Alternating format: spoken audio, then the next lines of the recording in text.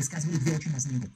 С одной стороны, высказывали свое недовольство те, кто был недоволен тем, что реформы идут медленно, как им казалось, и эти люди хотели еще и политических реформ. Они хотели демократизации, может быть, многопартийности. И тогда им очень нравился Советский Союз, это было время Горбачева, и, собственно говоря, первый приезд Горбачева в Китай, он совпадал с